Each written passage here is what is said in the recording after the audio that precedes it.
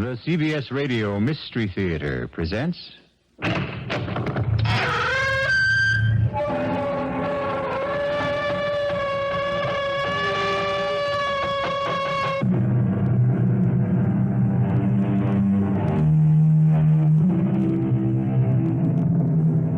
Come in. Welcome. I'm E.G. Marshall. Welcome to the terrifying world of the imagination. My tale is about greed, the lust for gold. It has been said about the hunger for money that it is an overwhelming appetite that feeds on itself and can never be sated. Even the most honorable man can feel the hunger pangs that are caused by poverty. I thought of you trying to make a home for us out of the few dollars I earn. I was wet and tired and angry, and I kept thinking he has so much and locks it away, not even spending anything for his own comfort, keeping it from us who need it so badly. What are you saying, Hans? I'm saying that in my mind a red dot began to form, and it grew and grew till it turned into a word I could read. Hans! That word was kill.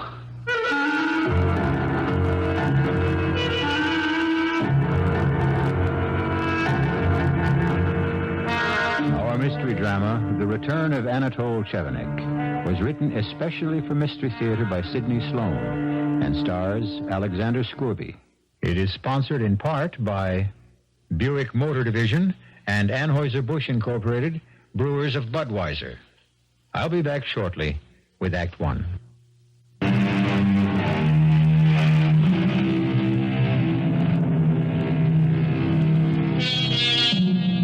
It was a cold, rainy evening in late fall that found Hans Chevenic pressing forward, leaning into the wind, down the dark side street in the poor section of the town where his uncle Anatole lived and ran his junk business. It was with a feeling of relief that he made the shelter of the overhang of his uncle's porch. He paused, more out of reluctance to face the man than fatigue from his long, wet walk. Oh, you! Wonder you bothered to come at all. I got a good mind to slam the door in your face and tell you to go back where you came from. I'm sorry, Uncle Anatole. I'm sorry, Uncle Anatole. Well, come in, and shut the door. You get in my house all wet. When I ask you to come at 7, I don't mean 7:30. Look, I don't get through with my other job until 6:15. Only takes 30 minutes to get here on the bus. Uncle, it was raining. All right, raining. I know that. So let's drop that and get down to work. You're to go down into the cellar and start bringing up all the copper scrap piled up there.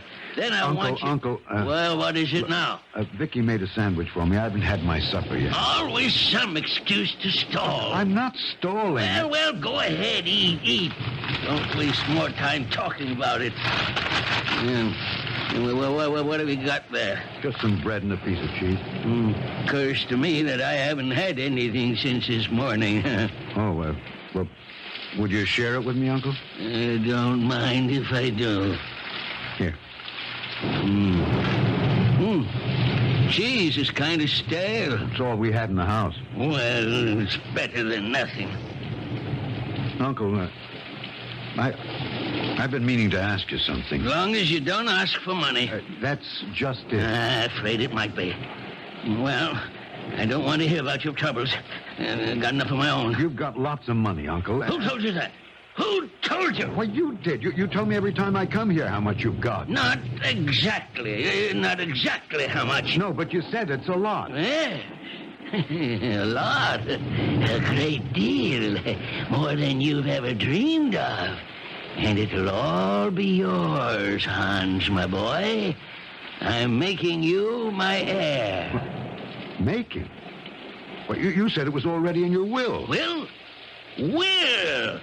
Said maybe I'd leave it all to you, or maybe... You didn't say maybe. You said you were going to give it all to me. I was your only heir. Well, there's still my nephew Jamie to be considered, son of my favorite sister. You said you didn't like him. Never said that. You did. You said you didn't like him because he'd become an actor. Nothing to do with it. Acting is an honorable profession. At least he has a job. More than I can say for other members of this family. Now, look, I've got a job. Shoe repair. Part-time. Can't make a decent living. Come over here, get a few dollars, sponging on your relatives. Well, you've never given me a cent I didn't earn, not a red cent. Tisn't because you ain't asked. I've asked you because I needed it, Uncle Anatole. Look, Vicky and I, we've got so little. It isn't easy to beg. I don't want to hear any more of this jabbering. Now that you're finished with your supper, down to the cellar with you, and start bringing up that copper scrap. Get moving, get moving. Don't you look at me that way. I know what's on your mind. I can read you like a book. But think of this, Hans, my boy. Before you go too far, you don't know where the money's hid. This is what protects me from your evil intentions. You'd get nothing. Because you'd never find the money. Never.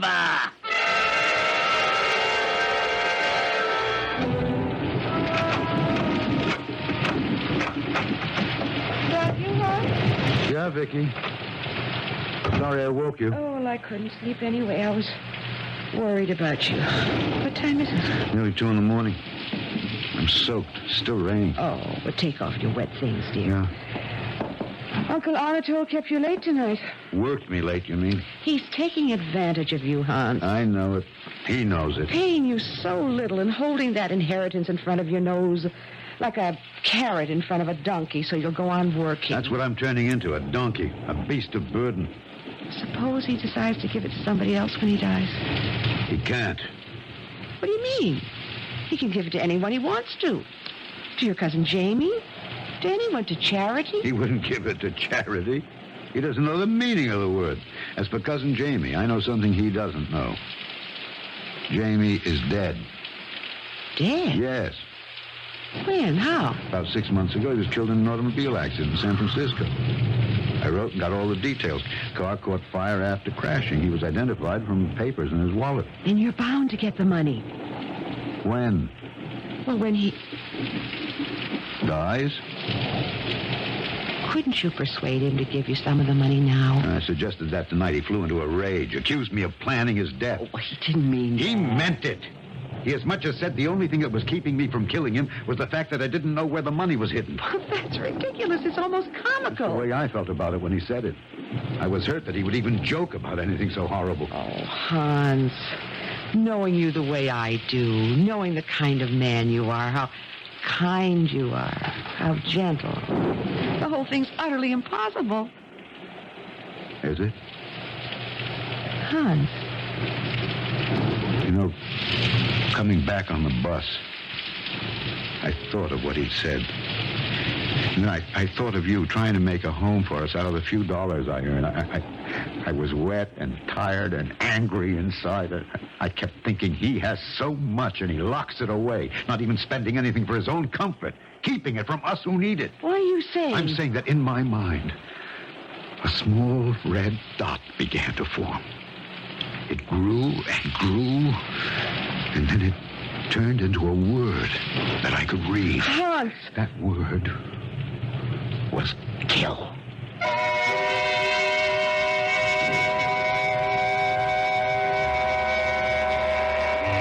Hello? May I speak to Mr. Crandall, please?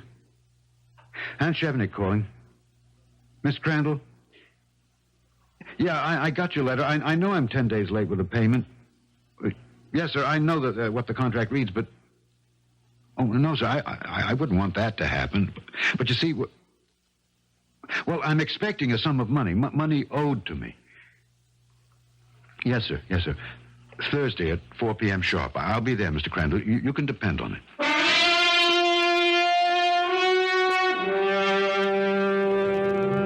You'd like to see me dead and in my grave so you could have my money. No, I never said that, Uncle Anatole. I can read your thoughts, Hans, and they are filled with hate for me. I am your heir.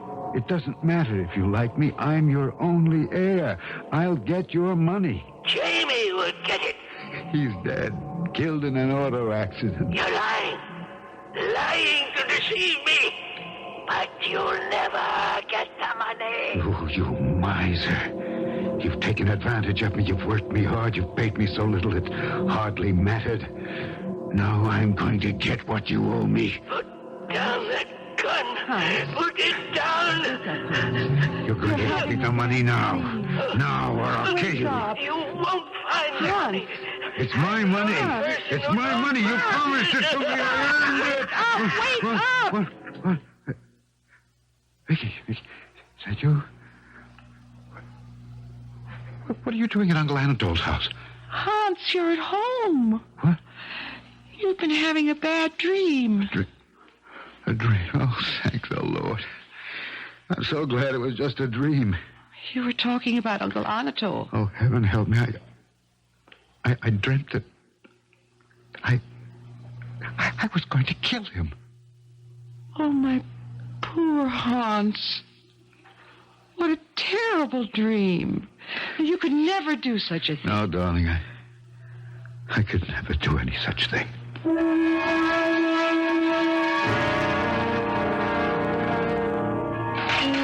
Hans! Yes, Uncle Anatole? Not finished yet? No? How long do you have to stall when I'm not watching Look, you? I wasn't stalling. Well, leave that iron scrap and come upstairs out the cellar. I got something for you to do here. Uncle Anatole, I wonder if you'd mind if I left a little earlier tonight. You can take it off the money with the money I've got coming to me. I don't mind. I don't mind if you never come back for that matter. Work too much for you? No, please. Look, Vicky is sick. She was running a fever when I left. Sure. Here, take your money and get out. And don't bother to come back. What? Oh, please, Uncle Anatole. It's only because I'm worried about Vicky. Sure. Pick up your stuff and get out. You don't believe me. Look, Uncle, I need the work. I'll come early tomorrow There and ain't make... going to be no tomorrow for you, Hans. I don't want to see your face again. But, Uncle... Out, you understand? Okay, I'll go. For years you've held the inheritance money over my head to make a slave of me. But now I realize the truth. There is no money. There never was. You've lied to me to get me to work for you. No money, eh? No money, you say? Well, now that I know your true feelings about me, I'm going to show you the money. What? I'm going to show you what you've lost with your suspicions, your nasty, evil suspicions. Follow me. You're not more than 10 feet away from your inheritance. What? That you will never get. Here, give me a hand with this big chest. Push it. Uncle... Just shut up and give me a hand with this heavy old chest. Come on. I'm sorry that Just I keep your blew up mouth closed and help me push. Come on. All right. Push. That's enough. Now, scrape that dirt where the chest was standing. What? Go ahead. Wow. There's a trapdoor here. Yes, a trapdoor. Here's the key. Take it. Now, open the trapdoor.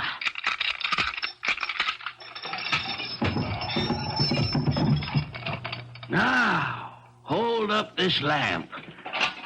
Oh, What do you see in that box? gold. Gold coins. All gold. That's right, my boy. All gold coins. A fortune. You didn't believe me, eh? Now you will never touch it. Never have even one small bit of it. What good is it to you? What can you do with it? Now that you've seen it, I'll enjoy it more. Help me push this chest back. Come on, I can't do it alone. No, I won't help you. No, Not until you give me what's coming to me. don't make me lose my temper. Do it yourself, you old miser. So, I'll make you work, you stupid oaf. Put down that cane. Your last chance. Do what I ask. I swear, if you strike me, I'll kill you. Threaten me, will you? I'll show you. Stop. Threaten me? You haven't got the nerve to do anything with your life. Get out of my house, you weakling. You coward! I've had enough from you. I'll kill you.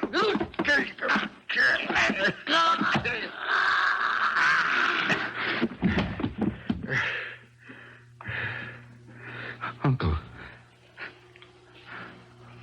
Uncle.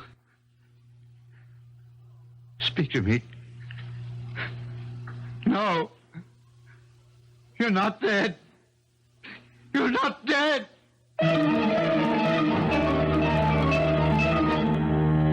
And so the timid rabbit discovers he has fangs and claws. In that moment of decisive action, there was one thing that did not occur to Hans Chevenik. How could he explain what he had done to his wife, who believed in him and trusted him? How could he tell her that he had killed? Well, of course, his conscience troubled him, but deep in his heart was a feeling that he had grown, a secret feeling of elation. I'll be back shortly with Act 2. The WBBM News Time, 10:54. It's 54 degrees in Chicago.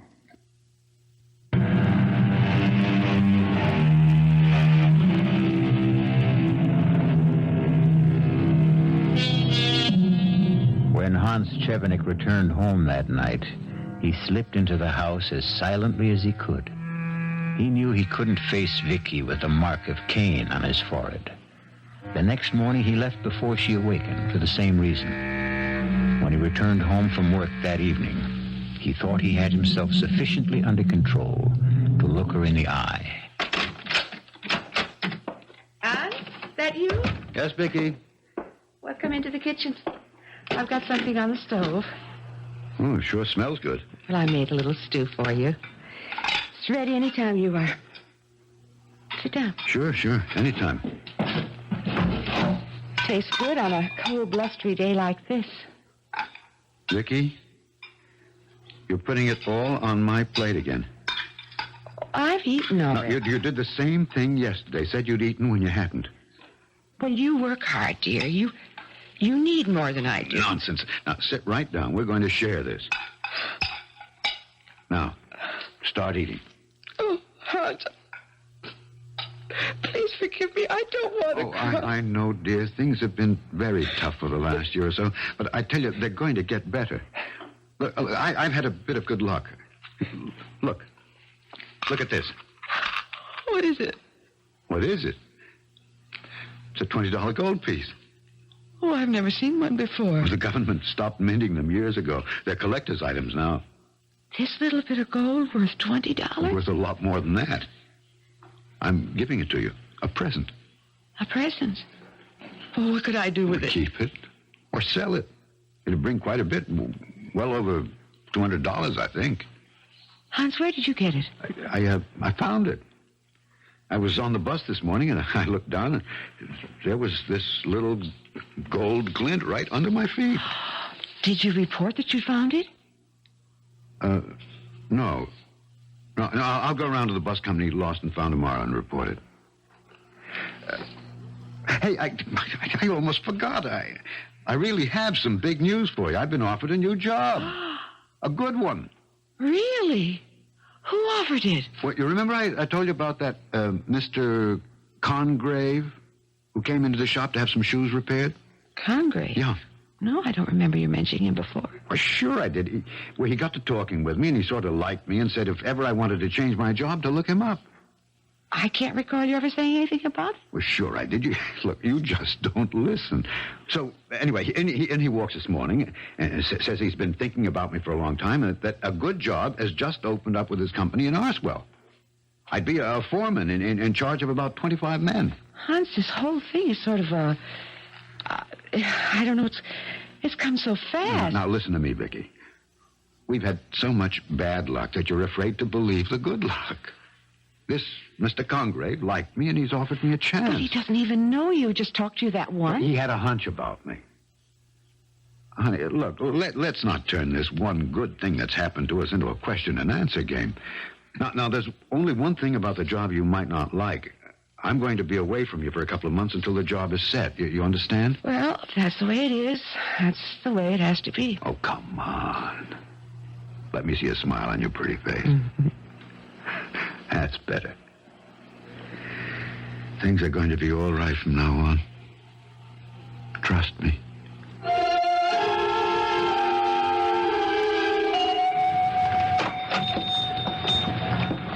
Yes, can I help you? Oh, are you Mr. Chevenic? Anatole Chevenic? No, I'm his nephew, Hans. Well, this is Anatole Chevenic's house, isn't it? That's right. He in? I have a registered letter for him. Has to be signed. No, he's not in. In fact, he's left. He's left the country. Oh. You know, I've been delivering mail to him for 3 years now, and I never saw him once. Talked to him through the door one time. It told me to push the mail under the door, but never opened it. Yes, he had some peculiar habits. Well, in my job, you get to see a lot of strange... You said had? What? You said had, as though he was dead. What, did I? Yeah. Well, I didn't mean it that way. He's gone off to South Africa, Johannesburg. Spent most of his early life there, you know. He felt he was sort of, well, going home, so to speak. Yeah, the letter. What, letter? Yeah, registered. Reason I came. Got to be signed for. Well, guess you could do it. Well, I don't like signing his name. Oh, just sign your own. It'll be all right. Right here. Okay. Thanks. Here. Have a good day. Thank you.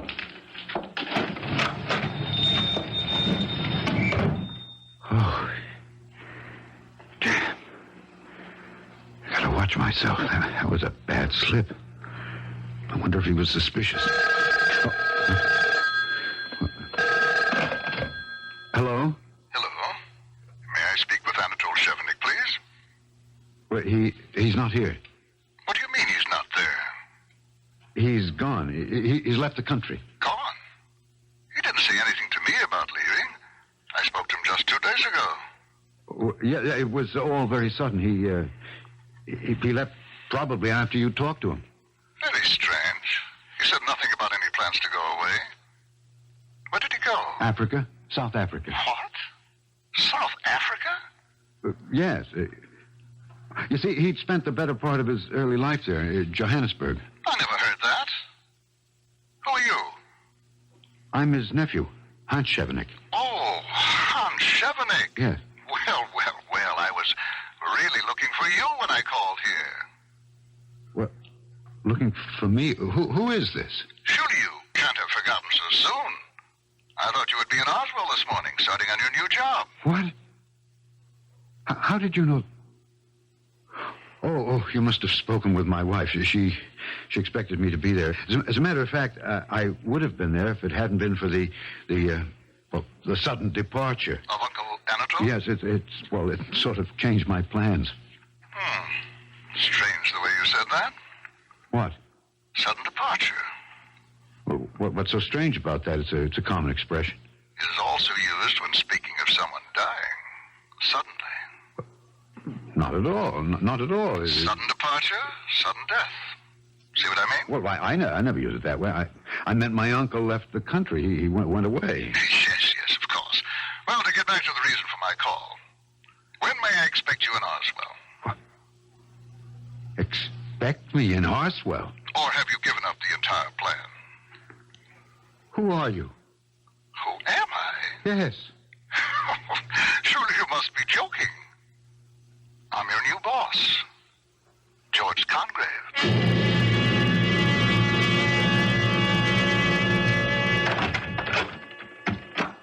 Hello?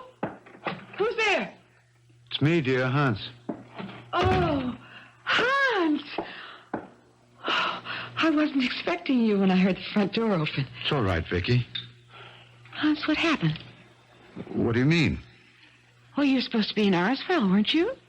When you left the house Wednesday morning, you said you were catching the bus to Arsville to take the new job. Well, But you didn't go. No, I stopped off to tell Uncle Anatole that I wouldn't be back, that I was quitting my job with him. Oh, that was very foolish. There wasn't another bus till 2 o'clock in the afternoon. How were you to get to Arsville in the new job? Look, Vicky, I suppose it didn't make good sense to stop off without thinking how I was going to get to Arsville afterwards. Well, I was so surprised when the next morning Mr. Congrave came to the door and wanted to know where you were. Congrave came to the door? What'd he look like? Middle-aged, nicely dressed. Asked for you. I knew who he was immediately, and I got terribly worried about you. Vicky, how did you know it was Mr. Congreve? Well, I knew, that's all. I just knew. Did he tell you his name? Did he introduce himself first? I don't know. How could I remember that?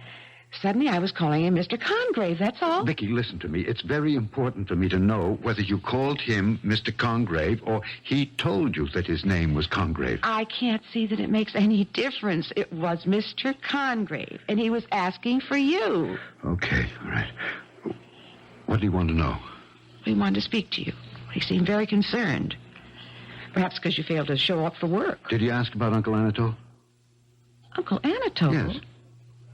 How would Mr. Congreve know him? Well, evidently he does. He knows him very well. He called me there at Uncle Anatole's house. I don't understand. Now, what does it all mean? I don't know, Vicky. I wish I did.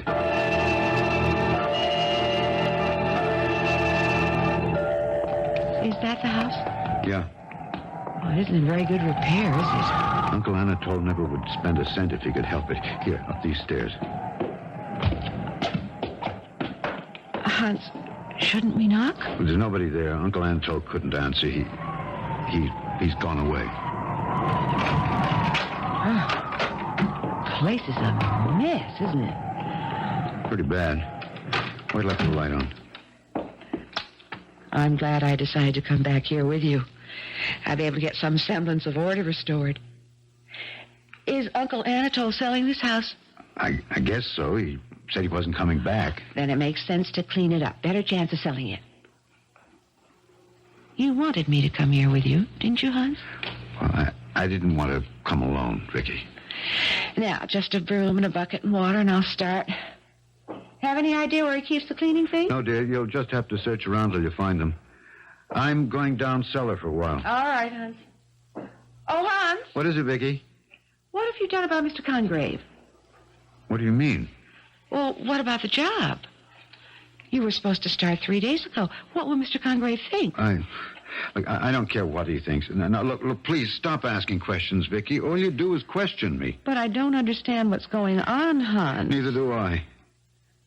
But there's something in this house. Still here. And it belongs to me. And I'm going to get it.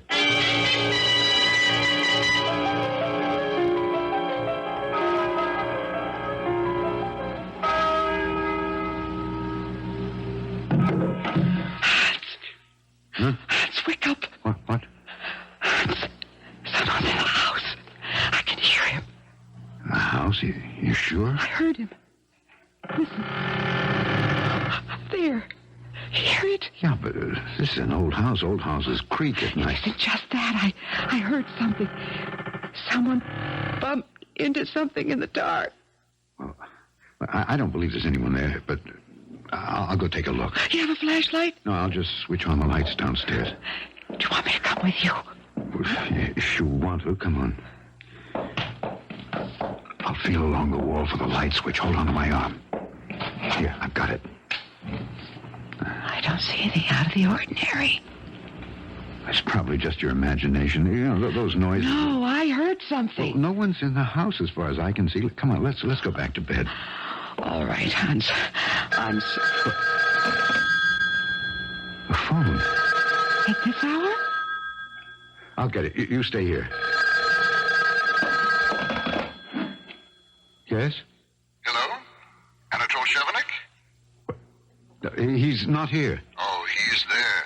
He's there all right. But he isn't able to answer. Is that what you mean? Look, please, what do you want? I told you.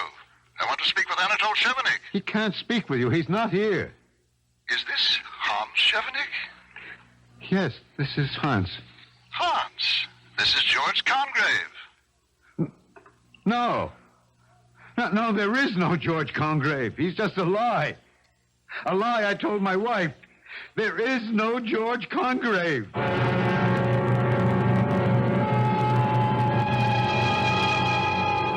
And so, in a lie told by Hans Chevenik, an imaginary man is conjured up to haunt him.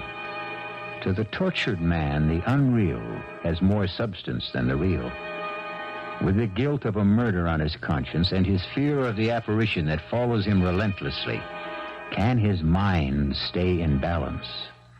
I'll be back shortly with Act 3. This is WBBM Chicago.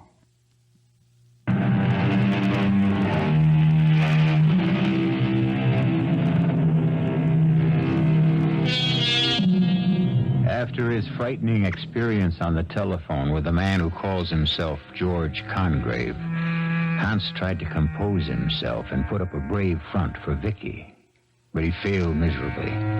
He felt an overwhelming urge to confess his crime, throw himself at her feet, and ask for the comfort of her forgiveness.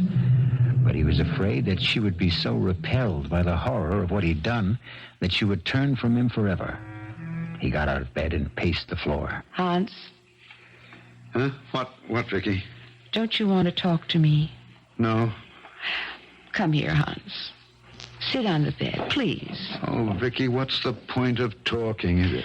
All that complicated story about the job in Arswell Lies.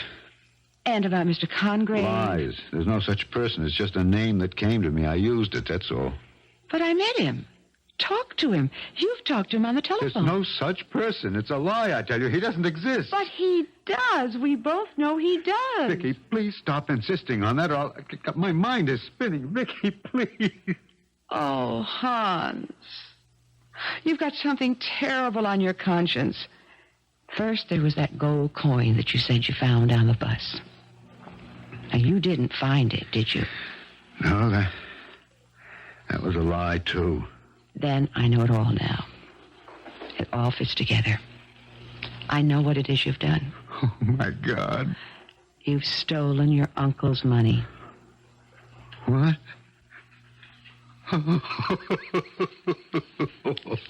Oh, stolen. Stolen, if that were all. No, Vicky, it's worse. Much worse. I've committed a murder. I killed him. I killed him.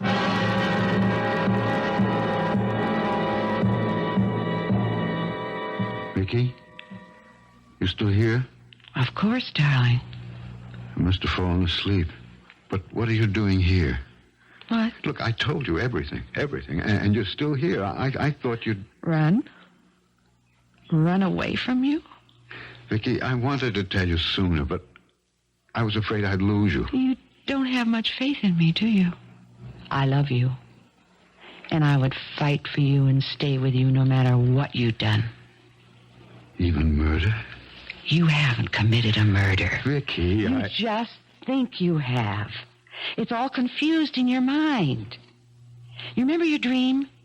You dreamt you killed your uncle. Yes, but It was Vicky... just a dream. You remember? You woke up and said, "Thank God it wasn't true." But, Vicky, it came true.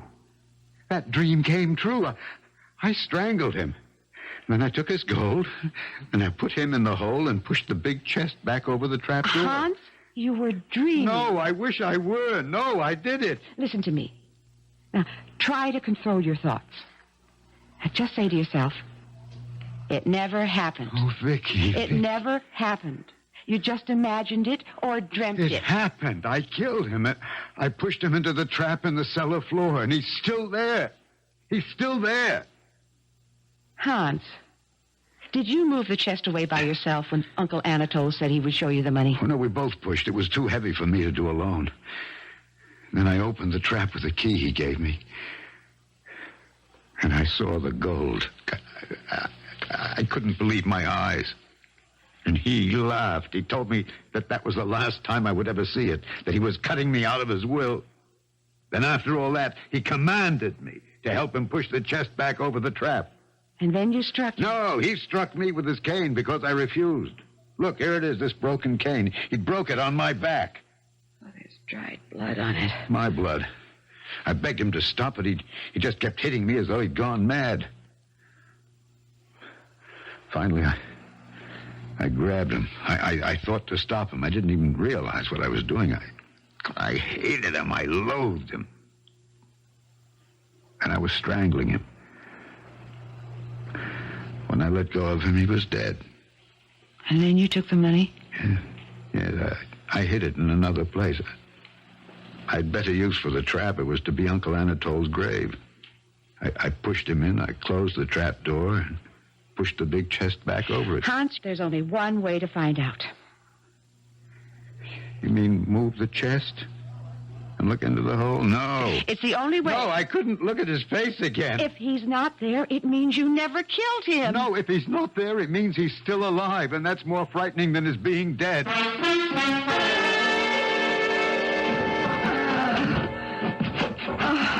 Oh, it's not moving, not an inch. No, it won't budge. It's helpless. We can't move it. Oh. Look, maybe I can use this big iron pipe. If I can get it under the edge of the chest and lift it, using it for a lever. Here, give me a hand. Grab the other end of the pipe while I shove it under the edge. There. Now, let me get the other end and lift. We moved several inches. Here. Again. Again. Only a few inches more, Hans. There. Oh, it's off the trap door. Hans, the key. Have you got the key? It's not locked. I never locked it. Open it. What? Hans! He's gone. Anatole is gone.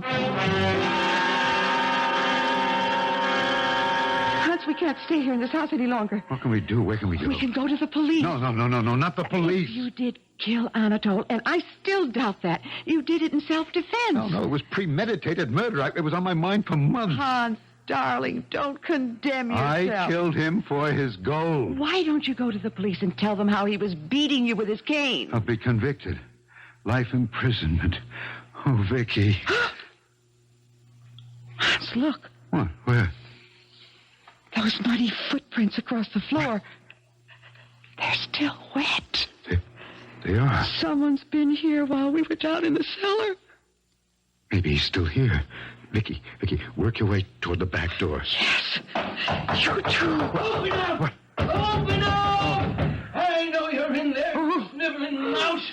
Open up or I'll beat you in an inch of your meat. It's him. It's Uncle Anatole. I told you he wasn't dead. He's dead. He's dead. He's returned from the dead. Get out, Vicky. Run, please. I'll get help. I'll get help. Get out of here. Well, how long are you going to bar me from my own house? Let me speak to him, Chevenic. Perhaps I can make him listen to reason. Listen to reason? My stout cane will make him listen. Oh, but that's in the cellar where he buried me in the trap. Oh, good. You stay here, Anatole. I'll go around to the side and break away and get in. Good idea, Congreve. Break this one. No, stay out. Well, my dear Hans, at last we meet face to face. Why do you keep your head down? Afraid of me? No. Go away, please. Shall I open the door and let your uncle in? No, please. Come. That's not very hospitable of you, considering it is his own house. Please don't let him in. He is in, Hans. In the hole you put him in after you killed him. You did kill him, Hans, and stole all his money. That's true, isn't it? Yes, I confess it's all true. Look up. Look at me. There, that's better. What? Jamie. Jamie, no, but you're dead. You were killed in an accident. False identification, cousin. No, I'm very much alive.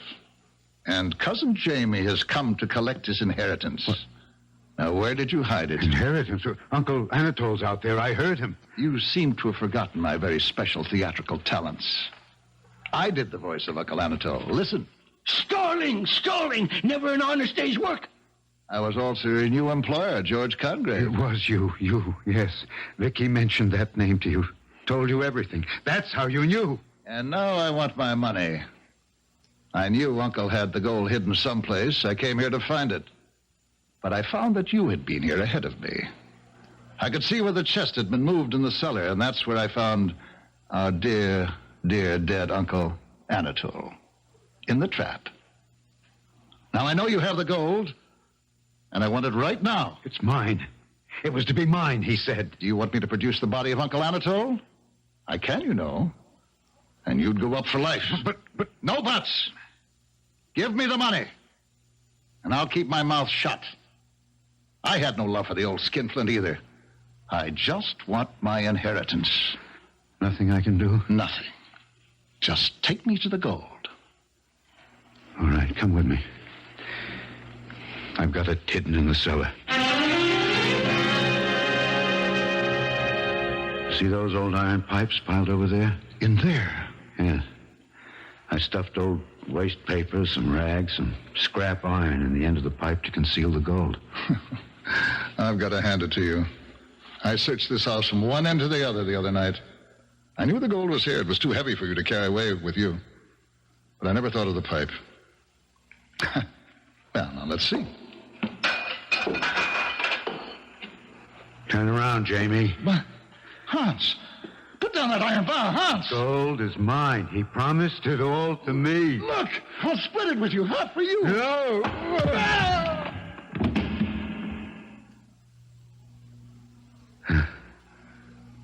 It's all mine. All mine now.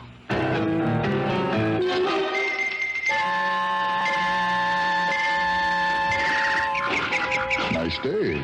I'm glad you could come. Oh, I never miss the second Thursday in each month, Doctor. I think he looks forward to it. Do you think he really knows? Well, sometimes I feel there is a glimmer, a slight glimmer. There he is. You got him working with the gardener. He seems to like flowers. Hans? I don't think he knows his name. Let him see you. Hans? I brought you something. A present. Something sweet. Oh, thank you. You are a nice lady. Here's a flower for you. Yellow. Like a piece of gold.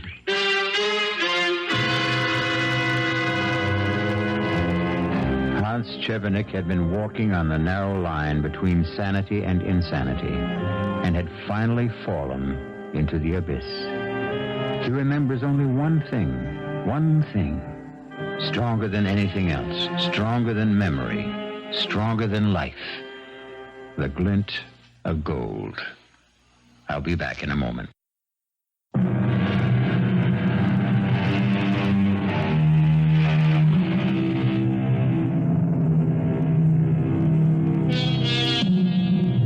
And there we have it, a tale of greed, which destroyed the lives of 4 people. Anatole Chevenik returned to haunt the waking and sleeping of his nephew Hans. And the gold, which he hoarded for so many years, brought happiness to no one.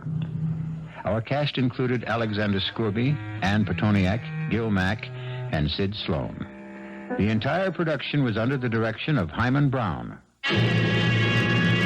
Now, a preview of our next tale. And what is the whole contract? That while a person owns this dark imp in the bottle, any request that concerns money, gold, or wealth, no matter how unreasonable, will be satisfied. And that to dispose of this creature and its spell, you must sell it for less than your original price. Oh, here. $7.40. $5 is enough. Okay. Cheap at nearly half the price. Oh, think first, Barry, think. Remember, it will keep you rich as long as you live. But remember, too, if you do not sell it for less than you paid for it before you die, your soul will surely rot in hell for eternity. Radio Mystery Theater was sponsored in part by Anheuser-Busch Incorporated, Brewers of Budweiser, and Buick Motor Division. This is E.G. Marshall inviting you to return to our Mystery Theater for another adventure in the macabre. Until next time, pleasant dreams.